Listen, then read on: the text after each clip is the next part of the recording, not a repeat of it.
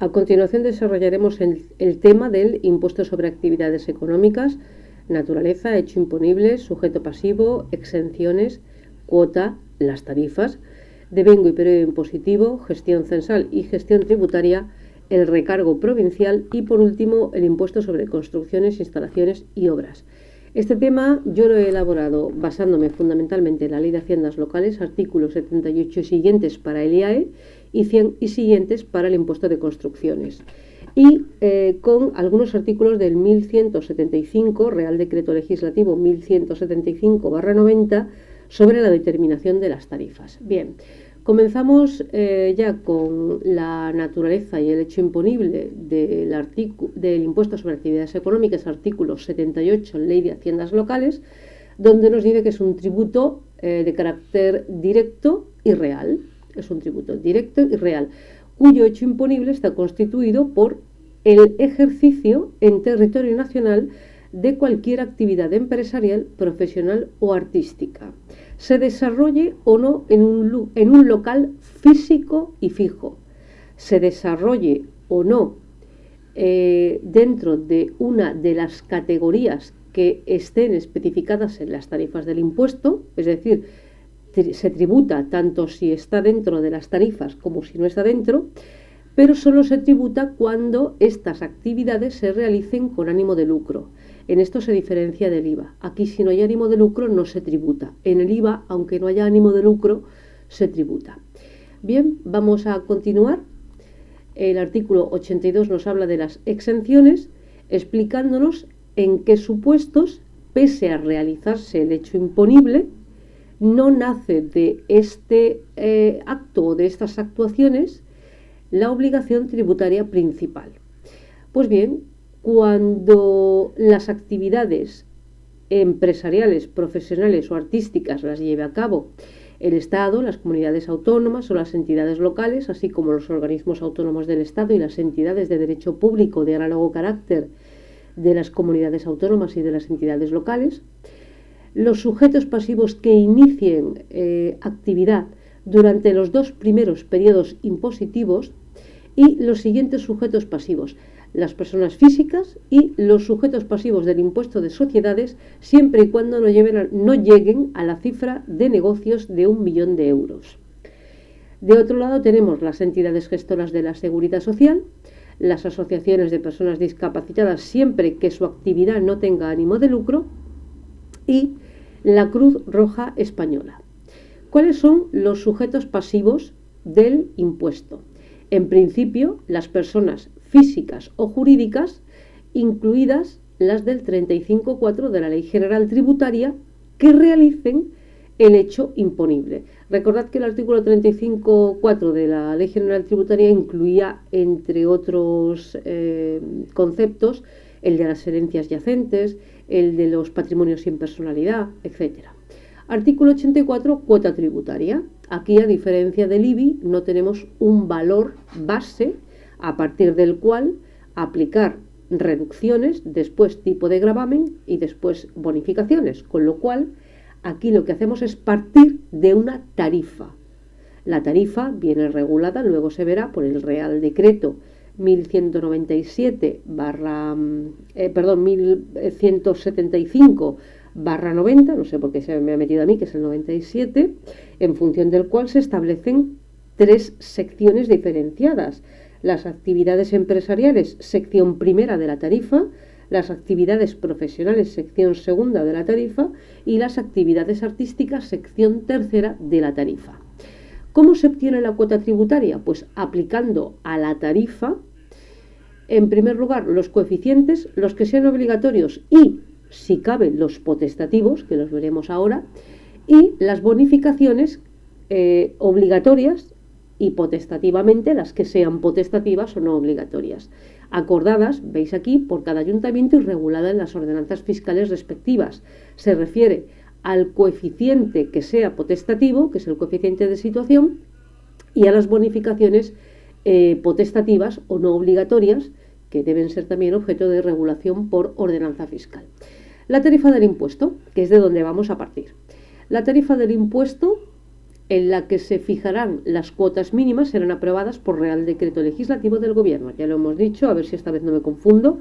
Voy a mirar, para no confundirme, 1175/90, y a partir de esta tarifa, pues se aplica los coeficientes que hemos mencionado a continuación. El primero de ellos es obligatorio, el coeficiente de ponderación.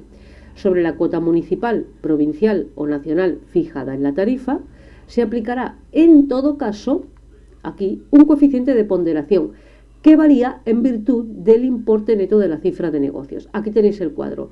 Yo, como soy muy mala memorizando, el que tenga buena memoria, mira, le aplaudo, pero yo no puedo.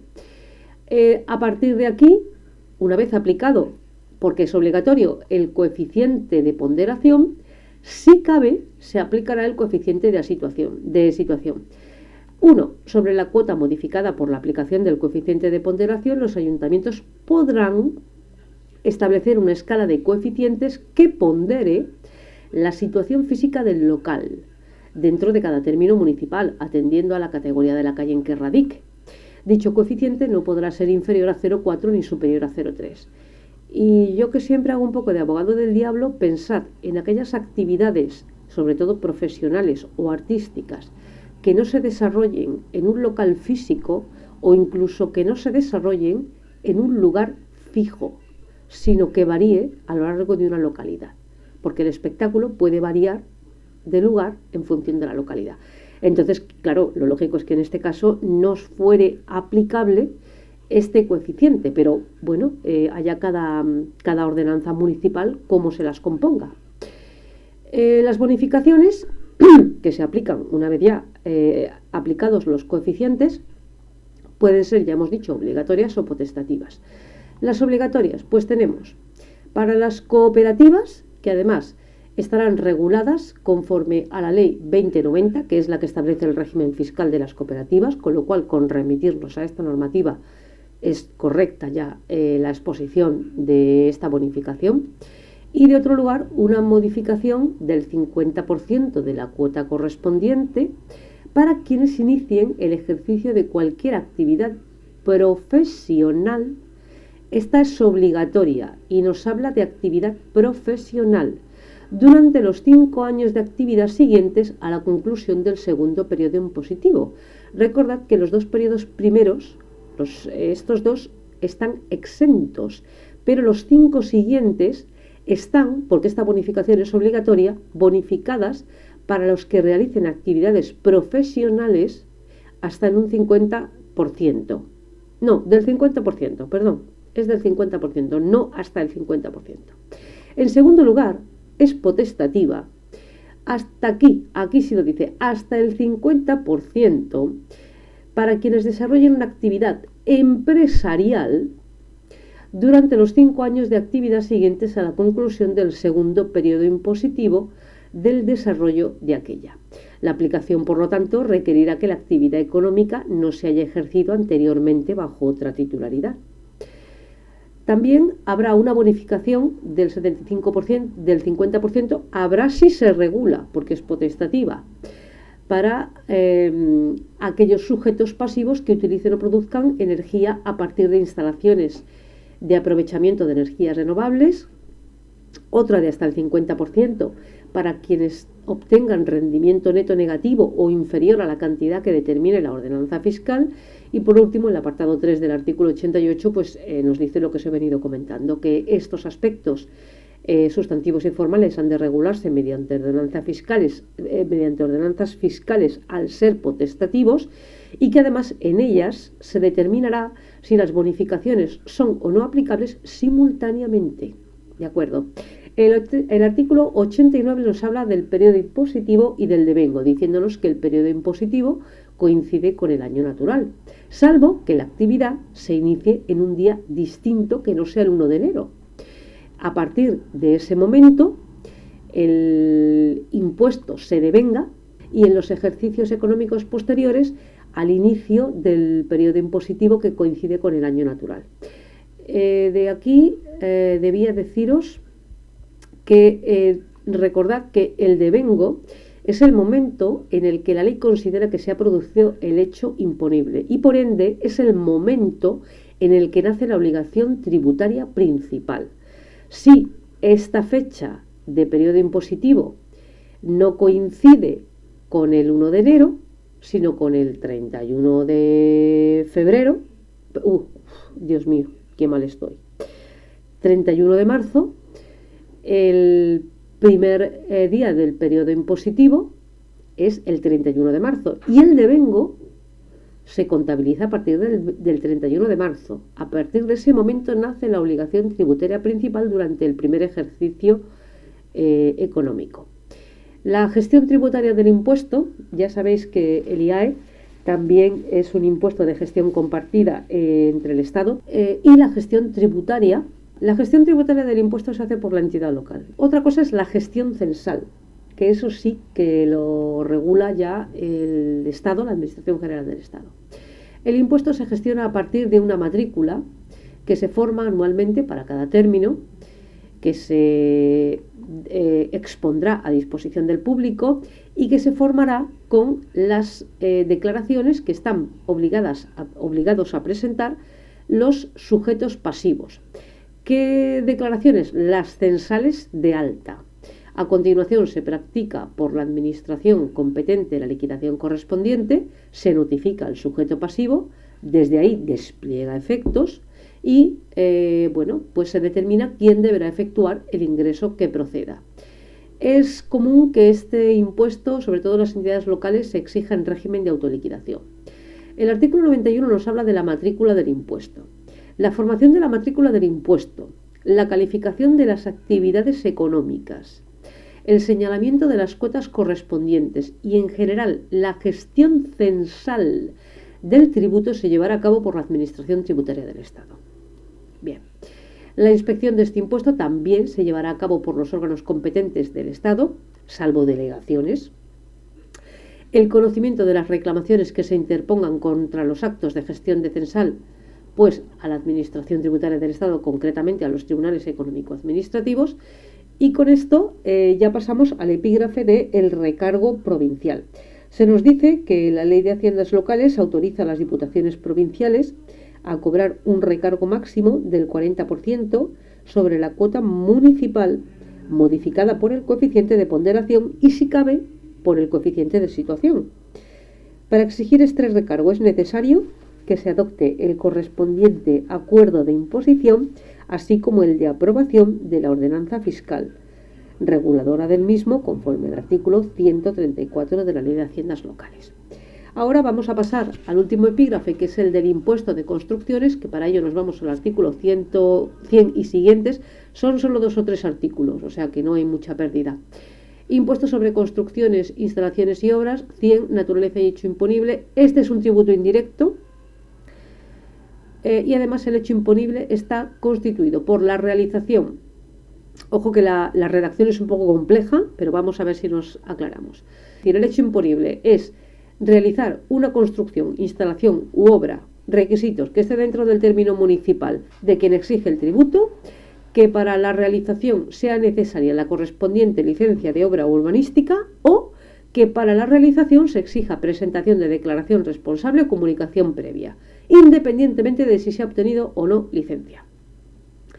Exenciones. Está exenta del pago del impuesto cualquier construcción, instalación u obra de la que sea dueño el Estado, las autonomías o los entes locales, que estando sujeta al impuesto vayan a ser directamente destinadas a carreteras, ferrocarriles, puertos, aeropuertos. Los sujetos pasivos. Son sujetos pasivos a título de contribuyentes las personas físicas o jurídicas o las entidades del 35.4. Ya os conté cuáles son.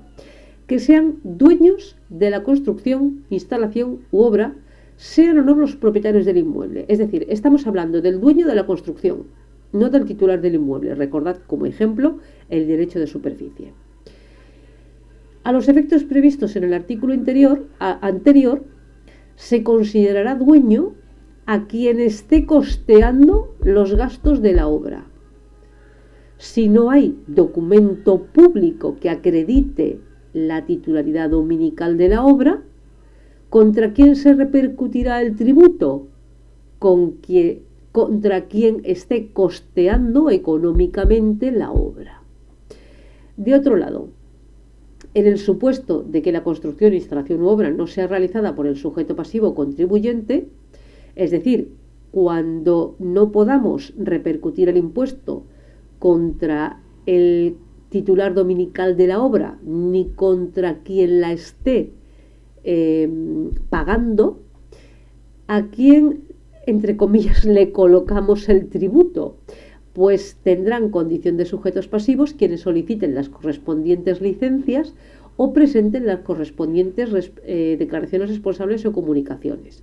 Sé que esto parece muy complicado, sobre todo para las personas de a pie, que estamos acostumbradas a que una vez en la vida a lo mejor edificamos una casa y ya está, y somos los titulares del solar, somos los titulares de la casa y no hay ningún problema. Pero esto, cuando hay sociedades por medio, o cuando hay usufructos por medio, o cuando hay derechos de superficie por medio, o cuando hay sobre todo personas jurídicas que utilizan ingeniería financiera, puede ser complicado encontrar el sujeto tributario que va a ser el responsable del cumplimiento de la obligación tributaria principal, que es el pago de la cuota tributaria. Bien, el 102 nos habla de la base imponible, la cuota y el devengo. La base imponible es el coste real de ejecución de la obra. Voy a dejar de momento de dónde vamos a obtener este importe. Dice, no forman parte de la base imponible el impuesto sobre el valor añadido, tasas, precios públicos. Pues tampoco se extrañe tanto. Recordad que cuando pagáis un recibo de electricidad estáis pagando IVA sobre otros tributos. Bien, concretamente sobre otros impuestos. El impuesto de electricidad, luego se llega a tú pagas el consumo, sobre el consumo aplicas una serie de factores, entre ellos el impuesto de electricidad, y cuando ya tienes un subtotal, te clavan el IVA sobre el total. Vale. Entonces, que no resulte tan extraño que aquí por lo menos tengan la decencia de excluir el IVA, las tasas, por la solicitud de licencia, los precios públicos y demás. 2. La cuota de este impuesto será el resultado de aplicar a la base imponible el tipo de gravamen. Bueno, esto no es nada nuevo. ¿Cuál es el tipo de gravamen? Pues el fijado por cada ayuntamiento sin que pueda exceder del 4%, que ya es. Porque si una obra así normal y corriente puede rondar los 200.000 o 300.000 euros, pues imagínate el 4%, menuda clavada. El impuesto se devenga en el momento de iniciarse la construcción. Ojo con esto. Cuando se inicia la construcción, instalación u obra, aunque no se haya obtenido la correspondiente licencia. ¿Por qué? Porque esté condicionada, por ejemplo, se ha presentado la solicitud de licencia, pero esté siendo subsanada. Gestión tributaria del impuesto. Bonificaciones potestativas. Aquí no se está hablando de las potestades, de las bonificaciones potestativas. Esto es la liquidación provisional. Lo que ocurre es que, bueno, pues aquí ha metido el artículo este modo de encabezamiento, y yo por eso lo he dicho, pero esto es la liquidación provisional. ¿Cuándo se hace la liquidación provisional? Cuando se inicia la obra, que es cuando, ya hemos dicho anteriormente, se produce el hecho imponible. El hecho imponible no se produce con la presentación de la declaración responsable o la solicitud de la licencia. El hecho imponible se produce con el inicio de la construcción. A ver si lo encuentro. El hecho imponible. La realización de la obra o instalación. Se puede no tener la licencia, pero tú has empezado a construir. Entonces, ese es el momento en el que se realiza el hecho imponible. En el momento que se realiza el hecho imponible, nace la obligación tributaria principal. Y una vez que nace la obligación tributaria principal, pues lo que nos está diciendo el apartado número 1 es que se procede o al menos esto es lo que generalmente se hace, a una liquidación provisional de la cuota tributaria, determinándose en función de la base imponible. ¿Cómo conocemos el coste de la obra? Bueno, pues en principio en función del presupuesto presentado por el interesado que esté visado por el colegio pertinente, y cuando la ordenanza fiscal así lo prevea, pues en función de los índices o módulos que se establezcan al efecto. Una vez finalizada la construcción, los técnicos del ayuntamiento pasan de nuevo por la construcción finalizada, levantan un acta de si es correspondiente el objeto de la licencia con la obra material que se están encontrando, es decir, si hay correspondencia entre la obra para la que se solicitó la licencia y la obra que se ha realizado, y si es así, pues se levantará acta efectivamente de primera ocupación y se procederá a la liquidación ya definitiva de la base imponible, quedando el sujeto pasivo sujeto, valga la redundancia, a posibles reintegros o a posibles obligaciones al pago en función de la liquidación provisional. Ahora sí, las ordenanzas fiscales podrán regular las siguientes bonificaciones. Luego son potestativas. Primero, hasta el 95% a favor de las construcciones, instalaciones u obras que sean declaradas de especial interés o utilidad municipal. Bueno, ahí se queda. Una bonificación de hasta el 50% a favor de las construcciones, instalaciones u obras referentes a las viviendas de protección oficial. Eso está muy bien. Una bonificación de hasta el 90% a favor de las construcciones, instalaciones u obras que favorezcan las condiciones de acceso y habitabilidad de las personas discapacitadas. También está muy bien. La regulación de estos aspectos sustantivos y formales, ordenanza fiscal, que además determinará si cabe su aplicación o no simultánea. El artículo 4 nos habla de que los ayuntamientos podrán exigir este impuesto también en régimen de autoliquidación, sobre todo la provisional. La provisional sí que se puede exigir en autoliquidación y luego ya, porque la otra necesita inspección previa de los técnicos de urbanismo del ayuntamiento. Y por último, pues ya para terminar el tema y el epígrafe, los ayuntamientos podrán establecer en sus ordenaciones fiscales sistemas de gestión conjunta y coordinada de este impuesto y de la tasa correspondiente al otorgamiento de la licencia,